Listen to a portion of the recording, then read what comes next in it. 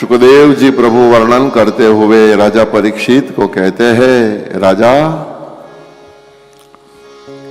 समय बीतता चला, भगवान को यात्रा करने की इच्छा हुई और भगवान श्री कृष्ण यात्रा करने गए थे। एकदा देव यात्राया गोपाला जात कौतुका तत्र स्नात्वां सरस्वत्यां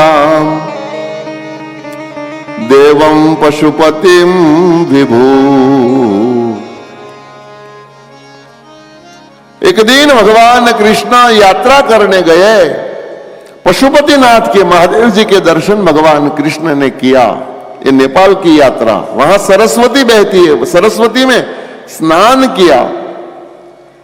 पशुपतिनाथ महादेव का अभिषेक दर्शन भगवान कृष्ण ने किया। लेकिन यात्रा करने गए, वहां शंखचूड़ नामक राक्षस को मारा। इसके बाद केशी दैत्य राक्षस को वध किया। इसके बाद व्योमासुर नामक राक्षस को मारा। समय बीतता चला। एक दिन यात्रा करते करते नारद जी कंस के पास गए और कंस को सीधी बात बता दी कि कंस, गोकुल में नंद बाबा के यहां जो दो लड़के उछल रहे हैं, बड़े हो रहे हैं, राम और कृष्ण नाम है उनका, यही तेरा काल है। नारद जी से बात सुनकर कंस महाराज घबरा गए। कंस ने अपने मल्लों को, दूतों को, योद्धाओं को, राक्षसों को, सबको एकत्र किया और काल मेरे तक पहुंचे, काल मुझे मारे, इससे पहले उसको मारने का आयोजन प्रयोजन मुझे कुछ समझाइए, मुझे क्या करना चाहिए। मल्लों ने, योद्धाओं ने कहा कि एक काम कर, तो थोड़ा तांत्रिकों से थोड़ी राय मशवरा कर ले, यदि तंत्र विद्या से जो कार्य हो जाए तो बल का उपयोग न करना पड़े। तांत्रिकों के पास कंस गया और कहा, मेरे तमाम शत्रुओं मृत्यु पामे, इसके लिए कोई विधान हो तो बताइए। तांत्रिकों ने कहा, ऑफ कोर्स, धनुर्यज्ञ करो, तेरे सारे संसार में जितने भी शत्रु हो सब मर जाएंगे। कंस महाराज यज्ञ करने को राजी हो गए, लेकिन पीछे से तांत्रिकों ने कहा कि इसमें एक भयंकरता है। बोले क्या? बोले यज्ञ संपन्न हो जाए तो तेरे सारे शत्रु मृत्यु पामे, यज्ञ आधा रह जाए तो यज्ञ करने वाले यजमान को मरना पड़ता है। कंस ने मना कर दिया, ऐसा यज्ञ हमें नहीं चाहिए। पूरा हुआ तो शत्रु मृत्यु पामे, पूरा न हुआ तो मुझे मरना पड़े।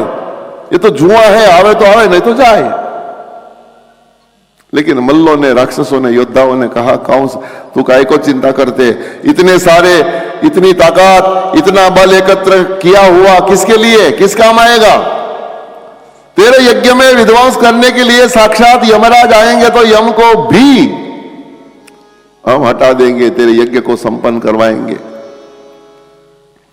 बल्लों के नाम पर कंस यज्ञ करने को राजी हुआ। शुकदेव जी प्रभु कहते हैं, कंस यज्ञ करने को तैयार, यज्ञ का पूरा आयोजन, लेकिन मन में ऐसा सोचा कि ऐसे व्यक्ति को, कृष्ण बलभद्र को लेने के लिए भेजूं जो लेकर ही वापस लौटे। पूरे मथुरा में प्रवास किया, अक्रूर जी के ऊपर ध्यान गया, अक्रूर जी को बुलाए।